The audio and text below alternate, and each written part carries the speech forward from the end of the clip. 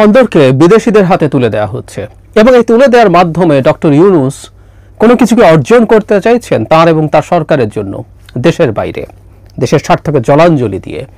এই প্রশ্নগুলো উঠছে। আমরা অনেকগুলো সংগঠন, বিশেষ করে বামধারা সংগঠনগুলোকে তীব্র প্রতিবাদ করতে দেখেছি এবং এই প্রেক্ষাপটে ডক্টর মোহাম্মদ ইউনূস চিটাগং যখন গেছেন তার চট্টগ্রাম বিশ্ববিদ্যালয়ের সমাবর্তনে, তিনি সেখানে চট্টগ্রাম বন্দরে যান, সেখানে বেশ লম্বা সময় এটা নিয়ে কথা বলেন। শুধু তাই না, এটা কতটা গুরুত্ব তিনি দিয়েছেন তার যে অফিসিয়াল ফেসবুক পেজ, সেটাতে এই যুক্তিগুলো কয়েক কিস্তিতে দেয়া হয়েছে। আমরা একটু বুঝতে চাইব এই পরিচালনাটা আসলে কেন, কার স্বার্থে, এবং এটা দেওয়ার মাধ্যমে ডক্টর ইউনূস কি কোনো কিছু ট্রেড অফ করছেন তার সরকারের জন্য। আমি এই কথাটা আবারও বলছি, সরকারের জন্য। এটা যদি হয়, এটা ভয়ঙ্কর অভিযোগ, কারণ শেখ হাসিনার বিরুদ্ধে আমাদের প্রধানতম অভিযোগ ছিল তিনি রাষ্ট্রের স্বার্থ জলাঞ্জলি দিয়ে তার সরকার এবং তাকে টিকিয়ে রাখার জন্য কিছু ট্রেড অফ করেছেন বিদেশের বিভিন্ন রাষ্ট্রের সঙ্গে এবং বিভিন্ন কোম্পানির সঙ্গে। একটা খবর কিছুদিন আগেই এসছে, সরকার যখন প্রাথমিকভাবে 3টা বিদেশি কোম্পানিকে চট্টগ্রাম বন্দরে যুক্ত করছেন। রিপোর্ট থেকে আমি একটু পড়ছি। এর মধ্যে কন্টেইনার টার্মিনাল 1 সিঙ্গাপুরের পিএসএ এবং কন্টেইনার টার্মিনাল 2 আমিরাতের ডিপি ওয়ার্ল্ডের সঙ্গে চুক্তির ব্যাপারে কাজ এগিয়ে চলছে এবং আমরা মোটামুটি দেখছি যে এটা প্রায় নিশ্চিত। সবকিছু ঠিক থাকলে আগামী 2031 সালের মধ্যে টার্মিনাল চালুর ব্যাপারে আশাবাদ ব্যক্ত করেন যিনি ব্রিফ করেছেন বন্দরের চেয়ারম্যান। এই দুটি ছাড়াও সরকারি বেসরকারি অংশীদারিত্বের ভিত্তিতে এবছর লালদিয়া কন্টেইনার টার্মিনাল নির্মাণ ও পরিচালনা চুক্তি হবে ডেনমার্কের এপি মুলার মায়ার্সকের সঙ্গে। বিদেশি প্রতিষ্ঠানগুলো নিজেরাই বিনিয়োগ করে টার্মিনাল নির্মাণ ও পরিচালনা করবে। নিউমোরিং বিদেশিদের হাতে দেয়া নিয়ে বন্দর চেয়ারম্যান বলেন, নিউমোরিং টার্মিনালটি একটি স্বয়ংসম্পূর্ণ টার্মিনাল। এই টার্মিনালটি পরিচালনার জন্য আন্তর্জাতিক টার্মিনাল অপারেটর নিয়োগের বিষয়টি চট্টগ্রাম বন্দরের জন্য লাভজনক হবে কিনা এবং বাংলাদেশের বন্দর পরিচালনার দক্ষতা বৃদ্ধি পাবে কিনা তা যাচাই বাছাই করা হচ্ছে। এটা 24 এপ্রিল 2025 এবং নিউমোরিং টার্মিনালেও সম্ভবত যুক্ত করা হচ্ছে। আমি পরে আরেকটি নিউজে দেখলাম। যাই হোক, অ্যাজ এ হোল এই বিদেশিদেরকে ইনভলভ করা নিয়ে তীব্র বিতর্ক তৈরি হয়েছে এবং অনেকের মধ্যে গুরুতর প্রশ্ন আছে। তো চিটাগংয়ে বন্দরে গিয়ে ডক্টর ইউনূস যে বক্তৃতা করেছেন সোশ্যাল মিডিয়ায় পাওয়া যায়, মোটামুটি দীর্ঘ বক্তব্য। সেখানে তিনি মোটিভেট করার চেষ্টা করেছেন যেন আমরা এটাকে মেনে নেই। বেশ মানে উনি সফট মানুষ, সফট ভাষা ব্যবহার করেন, কিন্তু উনি খুবই কঠোর, খুবই শক্ত, এটা মনে হলো এই সিদ্ধান্তের ব্যাপারে। তার মোটিভেশন দেওয়ার একটা কথা একটু আমরা আগেই মাথায় রাখবো, তিনি অতি অপটিমিস্টিক মানুষ। ওনার এই অপটিমিজম দেখে আমার মাঝে মাঝে একটা টার্ম মনে পড়ে, ব্যবহৃত হয়, এনফোর্সড অপটিমিজম। যার মধ্যে যতটুকু অপটিমিজম থাকার কথা তার মধ্যে এক ধরনের গায়ের জোরের অপটিমিস্ট হওয়ার টেন্ডেন্সি আছে। যেমন তিনি একসময় মাইক্রোফিন্যান্স দিয়ে দারিদ্রকে জাদুঘরে পাঠানোর কথা বলেছিলেন। এটা একটা রং বিষয় ছিল। যাই হোক, আজকে সেই আলোচনার বিষয় না। এই বন্দরের ক্ষেত্রে তিনি এটাকে যে ধরনের একটা রোজি পিকচার দেখানোর চেষ্টা করেছেন, এটা এতটা রোজি হবে কিনা প্রশ্ন সাপেক্ষ। তিনি কি কি বলেছেন আগে বলি, এবং এই বন্দর এই রকম পরিচালনার দায়িত্ব দেওয়া উচিত কিনা সেই আলোচনা আসবে। ডক্টর ইউনূস বন্দরকে হৃৎপিণ্ডের সাথে তুলনা করেছেন অর্থনীতির, খুবই সঠিক অ্যানালজি। এবং হৃৎপিণ্ড যখন রুগ্ন হয়ে যায় তিনি চিকিৎসার সাথে তুলনা করে বলছেন, আমরা তো অনেকেই এই হৃৎপিণ্ডের চিকিৎসার জন্য ভারতে বা অন্যান্য অনেক জায়গায় যাই, ধনীরা, পলিটিশিয়ানসরা অনেক রোগের চিকিৎসার জন্য বিদেশে যান। তো তাহলে আমরা আমাদের হৃৎপিণ্ড সারিয়ে ফেলার জন্য বিদেশ থেকে কেন সার্জন নিয়ে আসবো না যারা এটাকে কাটাছেঁড়া করে ঠিকঠাক করবে? আমাদের অর্থনীতি যে জায়গায় আছে, যেভাবে এগিয়ে যাচ্ছে, এবং প্রায় তিনি যে কথাটা বলেন, মানে যে তিনি ভারত অনেক জলঘোলা করার চেষ্টা করেছে, আমরা যদি চিটাগং পোর্টকে সেভাবে এফিশিয়েন্ট করে তুলতে পারি, ভারতের যে 7 সিস্টার্স আছে উত্তর পূর্বাঞ্চলীয় রাজ্যগুলো, সেগুলো ডিফ্যাক্টো আমরা এভাবে বলবো ল্যান্ডলকড। কারণ কলকাতা পোর্ট থেকে যে পরিমাণ ঘুরে সেখানে যেতে হয়, তার চাইতে আমাদের চট্টগ্রাম বন্দর ব্যবহার করে আশুগঞ্জের ওপর দিয়ে ত্রিপুরা হয়ে ওদিকে অনেক শর্টকাট পথ আছে, তাতে সবার সব দিকে সুবিধা হয়। এই সেবা তারা নিতেই পারেন। সুতরাং আমরা যদি এফিশিয়েন্ট বন্দর করে তুলতে পারি চট্টগ্রামকে, আমাদের ডিপ সি পোর্ট হচ্ছে সেগুলোকে, এগুলো ভালো কথা, এগুলো যে কোনো বিবেচনায় আমাদের জন্য ভালো হবে। এবং তিনি অনেকগুলো প্রশ্নের জবাব দিয়েছেন, মানে উনি খুঁটিনাটি সব কিছু, উনি জবের সমস্যা হবে কি না, কারণ এখানে যেহেতু বিদেশি কোম্পানি আসছে, তিনি সবাইকে আস্থা দেওয়ার চেষ্টা করছেন যে এখানে বিদেশিরা এটা পরিচালনা করতে আসলেও তাদের দেশ থেকে লোকজন নিয়ে আসলে লাভ নেই, এটা তাদের জন্য ক্ষতি হবে, খরচ বেশি হবে। বাংলাদেশের মানুষজন খুব দ্রুত শেখে, এখানে লোকজনকে নিয়ে আসলে সবাই খুব দ্রুত শিখে যাবে, এতে তারা কম খরচে এগুলো অপারেট করবে, সুতরাং চাকরি কমবে না। তারা এদেশের লোককেই মূলত শ্রমিক এবং বিভিন্ন স্টেজে চাকরি দেবে। উনি খুঁটিনাটি বলছেন, উনি বলছেন যে ওরা তো অনেক মেশিনপত্র নিয়ে আসবে, তাহলে তো অনেক লোকের চাকরি চলে যাবে, এত লোক লাগবে না। উনি এটাও অ্যাগ্রি করেন, কিন্তু বলছেন যে বন্দরের যদি ক্যাপাসিটি বাড়তে থাকে, কাজ বাড়তে থাকে, এই অটোমেশনের পরও আরও বিভিন্ন ক্ষেত্রে বিভিন্ন রকম লোকজন লাগবে। তিনি আরেকটা বরং আশা দেখাচ্ছেন, এটা আছে সম্ভাবনা, কিন্তু তিনি যতটা ওই যে বলছে অনেক বেশি রোজি করে দেখাচ্ছেন, একটু এক্সাজারেশন আছে। এমন স্বপ্ন দেখাচ্ছেন যে এখানে ট্রেইনড হয়ে লোকজন সারা পৃথিবীর বিভিন্ন পোর্টে চলে যাবে। টোনটা এরকম, ধরুন ডিপি ওয়ার্ল্ড, আমরা ডিপি ওয়ার্ল্ড নিয়ে সবচেয়ে বেশি আলোচনা হচ্ছে। ডিপি ওয়ার্ল্ড ডক্টর ইউনুস বলছেন পৃথিবীর সবচেয়ে বড় কোম্পানি, নাম বলেননি, আমি ধারণা করি এটার কথাই তিনি বলেছেন। ডিপি ওয়ার্ল্ড পৃথিবীর সবচেয়ে বড় কোম্পানি না এই ব্যাপারে আমি ঘাটাঘাটি করে দেখলাম, but it's one of the biggest companies undoubtedly. পৃথিবীর খুবই ওয়াইড স্প্রেড সার্ভিস তাদের আছে, প্রায় 70টা দেশে তাদের সার্ভিস আছে, এবং পৃথিবীর যাতে কন্টেইনার হ্যান্ডলিং হয় তার 10% ডিপি ওয়ার্ল্ডে। এই ম্যাপটা আপনারা দেখলে দেখতে পারবেন যে তাদের এক্সিস্টিং কোথায় আছে, লাল বা সবুজ যদি দেখেন যে সেখানে তারা আরও প্রসার করছে। So it's a huge wide spread coverage undoubtedly, এটা আমরা মানছি, এটা ঠিক আছে, সারা পৃথিবীতেই তাদের এটা ছড়িয়ে আছে। তো তিনি বলছেন যে তারা এখানে যদি ভালো করে তাদেরকে অন্য কোথাও নিয়ে যাবে ফ্যামিলি সহ, তারা ওখানেও কাজ করবে, তারা বিদেশে আরও চাকরি পাবে। কাগজে কলমে সত্য, কিন্তু আমরা যদি পাল্টা বলি, ডিপি ওয়ার্ল্ড তো ইন্ডিয়াতে ছিল, পাকিস্তানে ছিল, বা আছে আফ্রিকাতে আছে। যদি বাংলাদেশের লোক ওখানে নিয়ে যায় তাহলে তো বাংলাদেশের লোককে না দিয়ে ওখানকার এক্সপিরিয়েন্স লোক নিয়ে আসবে, তাহলে তো চাকরি বাংলাদেশের লোকের হবে না, কারণ অলরেডি ওখানে ট্রেইনড লোক আছে, তারা যেভাবে কাজ করে সেটার অনুযায়ী। আমি মনে করি অনেক লজিক্যাল আশাবাদও তিনি দেখিয়েছেন। এর বাইরে তিনি যেটাকে গুরুত্ব দিয়েছেন সেটা হলো আমাদের টাকা খরচ করতে হচ্ছে না। মানে তারা 2031-এর কথা বলছেন, 2031-এর মধ্যে এটা শেষ হবে এবং তারা একটা সময় পর্যন্ত এটা পরিচালনা করবেন, তাদের মুনাফা তুলে নেবেন, এরপর এটা আমাদের হয়ে যাবে। সো আমি একজনের কইয়ের তেলে কই ভাজা হলো, আমি একটা টার্মিনাল পেয়ে গেলাম এবং সেটার জন্য আমাকে ইনভেস্ট করতে হলো না। আমাদের লোকজন যে টাকা পয়সা খরচ করতেন টার্মিনাল যদি আমরা বানাতাম, তাতেও আমাদের যে ব্যবসায়ীরা আছেন সেটা তারা করতেন, সুতরাং আমাদের কোনো সমস্যা নাই। এই হচ্ছে তার টোন, মোটা দাগে ঠিক আছে। এখন আরেকটা কথাও খুব ইম্পর্টেন্ট, সেটা হলো বাংলাদেশের পোর্ট ম্যানেজমেন্ট। কারণ এই যে তারা যে আসবে, তারা শুধুমাত্র এই কন্টেইনার হ্যান্ডলিং করবে তা না, এটার পুরো ট্যাক্স থেকে কাস্টমসের সব কিছুই তারা অটোমেশনের মধ্যে নিয়ে আসবেন। ফলে আমাদের ব্যবসায়ীদের হয়রানি কমবে, আমাদের দুর্নীতি কমবে, এফিসিয়েন্সি হবে। এবং আমরা এফিসিয়েন্ট না, আমাদের সরকারি প্রতিষ্ঠান কোনোটাই এফিসিয়েন্ট না, এটা আমরা ধরে নিতে পারি। মানে বিমানের চাকা খুলে গেছে, একটা প্লেনের চাকা খুলে গেছে, গতকাল আমরা দেখেছি নিউজটা। লাকিলি পাইলটদের দক্ষতার কারণে তারা ঠিকঠাক মতো ল্যান্ডিং করতে পেরেছেন, কোনো ক্ষয়ক্ষতি বিমান বা জনগণের হয়নি। অসাধারণ ব্যাপার। তো আমরা বুঝতে পারছি আমাদের প্রতিষ্ঠানগুলো কেমন, আমাদের এয়ারপোর্ট কীভাবে হ্যান্ডেল হয়।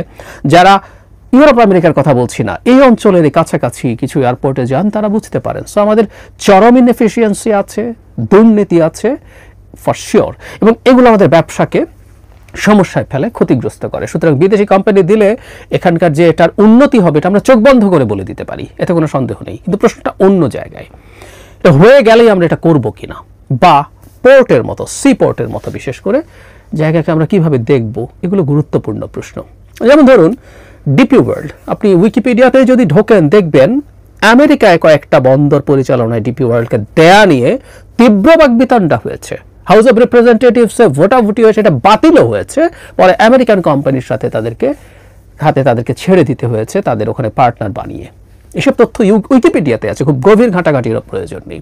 তার মানে ব্যাপারটা হলো এই, পোর্ট একটা স্ট্র্যাটেজিক বিষয়, এই জায়গাটায় আসছিলাম, এটা খুবই জরুরি। এখন কেউ কেউ বলার চেষ্টা করছেন এগুলো আসছে, বিশেষ করে ডিপি ওয়ার্ল্ডের কথা বলছেন, এর ভেতরে ভেতরে আমেরিকানরা আছে। আমি আসলে যথেষ্ট ঘাটাঘাটি করলাম, আমি পেয়ে উঠিনি, আর যদি থেকেও থাকে সেটা কি হবে আমি জানি না, কিন্তু আমাদের ওই আলাপটা আসলে করা দরকার আছে। আমরা এই পোর্টে কি, আমি জানি না, আমি নিশ্চিত নই, আমরা কি পারতাম যে আমাদের দেশের কোনো বেসরকারি কোম্পানিকে এখানে ইনভলভ করতে, তারা যদি প্রয়োজন হয় তারা বাইরে থেকে জনশক্তি এনে জিনিসটা ম্যানেজ করতো, তারা ইনভেস্ট করতো, তাতে দুটো লাভ। একটা হলো এই যে স্ট্র্যাটেজিক যে প্রশ্ন আছে সেটার একটা শুরু হয়, আমার দেশের হাতেই এটা থাকছে। দ্বিতীয় কথা, ডিপি ওয়ার্ল্ড বা মায়ার্স যারা আছে প্রত্যেকে কিন্তু এখানে প্রফিট করবে, ইনভেস্ট করার মাধ্যমে। সো এই প্রফিটটা আমাদের দেশের একটা কোম্পানি পেত, এফিসিয়েন্সি সাম পার্সেন্টেজ যদি কম হতো এবং কাছাকাছি যদি হতো, তাহলে সেটাও তো হতে পারতো। পাল্টা যুক্তি আছে, ডিপি ওয়ার্ল্ডের মতো কোম্পানি যেটা 70টা দেশে অপারেট করছে, তার মতো এক্সপেরিয়েন্স, তার মতো না, তার কাছাকাছি কিছু হতো বাংলাদেশে নেই। 10% অফ দ্য কন্টেইনার্স তারা হ্যান্ডেল করে। কিন্তু ওই যে বললাম শুরুতে, পোর্ট একটা স্ট্র্যাটেজিক অবস্থান, পোর্টের পরিচালনা, বাংলাদেশকে ঘিরেই এটার উদাহরণ আছে। অনেক আগে বলেছি, আমি আবার একটু বলতে চাই। ধরুন আমাদের ডিপ সি পোর্ট হওয়ার সবচেয়ে উপযোগী জায়গা ছিল সোনাদিয়া। নানান সার্ভেতে করে এটা এসেছিল এবং বাংলাদেশ চেয়েছিল এই পোর্টটা চায়না করবে, চায়না পরিচালনা করবে, সে ইনভেস্ট করে। এই যে এখন টার্মিনালে যেটা হচ্ছে সেই রকমভাবে শেখ হাসিনা চায়না গেলেন, কথা ছিল সোনাদিয়ার প্রাইমারি অ্যাগ্রিমেন্ট সাইন্ড হবে, কিন্তু শেষ পর্যন্ত ভারতের চাপে সরকার আর পেরে ওঠেনি। শেষ পর্যন্ত বাংলাদেশ মাতার বাড়িতে একটা ডিপ সি পোর্ট করছে ভারতের খুশি করার জন্য ভারতকে, এবং ভারতের যেহেতু টাকা নাই, তারা জাপানকে নিয়ে এসছে এখানে ডিপ সি পোর্টটা এনশিওর করার জন্য, এবং এই অঞ্চলে এবং সেভেন সিস্টার্স মিলিয়ে তারা একটা ইকোনমিক প্ল্যান নিয়ে এসে করছে। সুতরাং আমি এটাই বোঝাতে চেয়েছি, এটা একটা স্ট্র্যাটেজিক বিষয়। আরেকটা পোর্ট নিয়েও একই ধরনের ঘটনা ঘটেছে, সেটা হলো মোংলা পোর্ট। দীর্ঘদিন থেকে চায়না এই পোর্ট অপারেট করতে চেয়েছে একটা অংশে, সরকার রাজিও হয়েছিল নীতিগতভাবে, এবং চায়না নীতিগতভাবে ভাবছিল যে সে এটা পাবে। কিন্তু শেখ হাসিনা 2024 নির্বাচনের পর, আমিডামি স্বামীও যোগ করে কেউ নির্বাচনের পর, আমিডামি স্বামীর নির্বাচনের পর ইন্ডিয়া সফরে গেলেন এবং সব কিছু ইন্ডিয়াকে দিয়ে আসলেন। তিস্তা ইন্ডিয়া করে দেবে, মোংলাও ইন্ডিয়াকে দিয়ে দিলেন। চায়না সেটা নিয়ে তীব্র নাখোশ হলো। চায়নার এই পোর্টটা চালিয়ে অনেক টাকা কামাবে। চায়নার আসলে মোংলা পোর্ট বাংলাদেশের আসলে অত খুবই সচল কোনো পোর্ট না, এটা যে অনেক কিছু ইম্পোর্ট হচ্ছে তা তো না।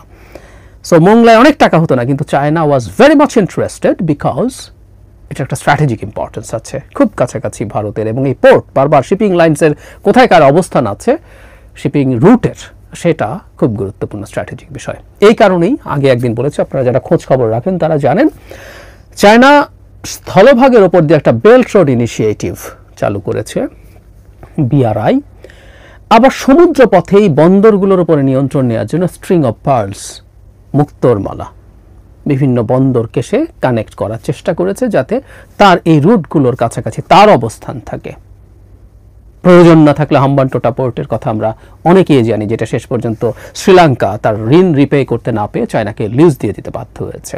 এবং পোর্ট কতটা স্ট্র্যাটেজিক তার আরেকটা চমৎকার প্রমাণ হচ্ছে, CPSC শিনজিয়াং প্রভিন্সকে গোয়াদার পোর্টের সাথে জয়েন করেছে, চায়না পাকিস্তান ইকোনমিক করিডোর। এই জায়গায় যেহেতু চায়না চলে এসছে, ভারত তার একটা কাউন্টার মেজার নিয়েছে, সেটা হলো খুব কাছাকাছি, ম্যাপে দেখুন এত কাছাকাছি আরেকটা পোর্টে সে দেখাচ্ছে সে আফগানিস্তান থেকে এখানে যোগাযোগ করবে, কিন্তু ইরানের চাবাহারে একটা পোর্ট ভারত ফাইন্যান্স করতে গেছে। এরপরে পোর্ট বা কানেক্টিং রোড নিয়ে ভারতের টিপিক্যাল ফকিন্নিগিরি আছে। ফকিন্নিগিরি মানে হচ্ছে তার নিচু ফালতু মানসিকতা। তারপর সেটার কপালে কি হয়েছে যে different debate, but Bharat realise করেছে এখানে যেহেতু চায়না প্রেজেন্ট হয়ে গেছে, আমাকে আসলে চাবাহারে একটা প্রেজেন্স লাগবে, এবং দে সামহাউ কনভিন্সড ইরান, তার মাধ্যমে কিন্তু তার প্রেজেন্স দেখুন কত কাছাকাছি সে থাকতে চেয়েছে। তার মানে আমাদের কথার মূল জায়গাটা হচ্ছে পোর্ট একটা স্ট্র্যাটেজিক অবস্থান, একটা স্ট্র্যাটেজিক সিদ্ধান্ত, এটা যথেষ্ট যাচাই বাছাই হওয়া দরকার। সো ইকোনমিক ইস্যুজের বাইরেও এগুলো ম্যাটার করে, আমরা যথেষ্ট তথ্য পেয়েছি কিনা। অন টপ অফ দ্যাট, এই যে এই চুক্তিগুলো হতে যাচ্ছে, এগুলো শেখ হাসিনার সময় চুক্তি হয়ে যেত, আমরা ঠিকঠাক দেখতাম না, এখানে কিভাবে হবে না হবে, আমি মনে করি এই সরকারের এগুলো পাবলিক করা দরকার। সো জেনুইন স্পেশালিস্টরা এটা ইকোনমিক যে আউটকাম বা যে ধরনের অ্যাগ্রিমেন্ট হচ্ছে সেটা দেখাতে পারে, এবং একই সাথে এটা স্ট্র্যাটেজিক ইস্যুগুলো নিয়ে প্রচুর আলাপ আলোচনা সমাজে হতে পারে।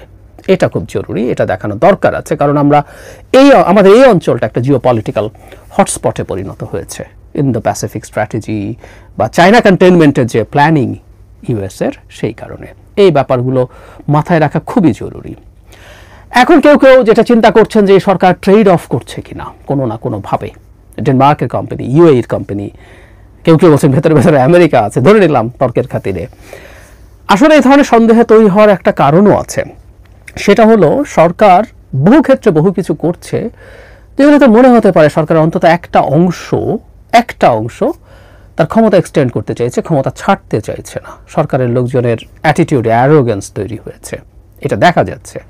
এবং নানান রকম কেওস হচ্ছে, ম্যানেজ করতে দেওয়া হচ্ছে, এবং যত কেওস তত আসলে ইলেকশন না হওয়ার প্রবাবিলিটি বাড়ে। এটা ট্রু। এটা কেউ কেউ বলতে পারেন যে খুবই ফার সাইটেড একটা কনস্পিরেসি থিওরি, আমি মনে করি না। কিন্তু আমাদের স্টেক ইজ দ্যাট হাই, আমরা কেয়ারফুল থাকা দরকার আছে। সুতরাং কেউ কেউ এটা মনে করতে পারেন খুব ইললজিক্যাল বা একেবারে তুড়ি মেরে উড়িয়ে দিব আমরা ব্যাপারগুলো, সেরকমভাবে দেখছি না। কারণ সরকার তার মূল কাজগুলো, একদিন সংস্কার নিয়ে কথা বলবো, আদৌ কিছু করছে না। এবং আমার মনে হচ্ছে এই সংস্কারটাকে ঝোলাচ্ছে সরকার, যেটা নিয়ে সবচেয়ে বেশি আলোচনা হয়েছে। অথচ বহু ইস্যু সংস্কার সম্মুখ গতিতে চলে, আর ঝড়ের গতিতে ঘটে পড়ে যায় আর অনেক সিদ্ধান্ত কারো সিদ্ধান্তে তোয়াক্কা না করে, করিডোর দেব, আমি করে ফেলবো খুব দ্রুত, এখন চট্টগ্রাম বন্দর দিয়ে দেব, খুব দ্রুত করে ফেলবো, ইত্যাদি ইত্যাদি। বটম লাইন, আমি ব্যক্তিগতভাবে ঠিক মনে করি না অন্তত এই ক্ষেত্রে সরকারের কোনো দুরভিসন্ধি আছে। কিন্তু আমাদের এই সন্দেহটা জারি রাখতে হবে, সরকারকে ট্রান্সপারেন্ট হতে হবে, এই সব কিছু আমাদের সামনে এনে হাজির করতে হবে। এবং আমাদের নিজস্ব কোনো বিকল্প আসলে হতে পারতো কিনা, থাকতে পারতো কিনা, এই আলাপটাও আমি আবারও বলছি, সরকার যদি না পেরে আমাদেরই কোনো ব্যবসায়ীদের একটা কনসোর্টিয়াম এটা তৈরি করা এবং প্রয়োজনে কিছু বিদেশি এক্সপার্ট এনে পরিচালনা করা যেতে পারতো কিনা, আমি এই আলাপটাও আসলে জানতে চাইবো। আমাদের এই ক্ষেত্রে যারা এক্সপার্ট আছেন, সরকার যদি এগুলো ওয়াইড স্প্রেড আলোচনা করতেন। সরকার, আমি নিউজে দেখলাম গতকালই ঘাটাঘাটি করার জন্য এটা নিয়ে দেখলাম, তারা যেটা করেছেন যে ডক্টর ইউনূস যখন ওয়ার্ল্ড ইকোনমিক ফোরামে গেলেন, সেখানে তার সাথে ওরা দেখা করলো, উনি মুহূর্তেই তাদের সাথে রাজি হলেন, প্রস্তাব নিয়ে আসতে বলেন। তো আমরা কি অন্য অপশনগুলো খতিয়ে দেখেছি কিনা, এগুলো নিয়ে যদি যথেষ্ট আলোচনা হতো, আমাদের ব্যবসায়ী যারা আছেন তাদের কেউ এটা করতে পারতেন কিনা, সেই ব্যাপারটা একটু দেখার হতে পারতো। আমরা যথেষ্ট সব দিকে এক্সস্ট করে ওই জায়গায় যাচ্ছে কিনা কোয়েশ্চেন যদি তাড়াহুড়ো করি, তাহলে কিন্তু সন্দেহটা আবার বাড়বে। কারণ এই সরকারের উপরে সন্দেহ তৈরি হয়েছে, কারোর উপরে সন্দেহ তৈরি হওয়ার সবচেয়ে বড় সমস্যা হচ্ছে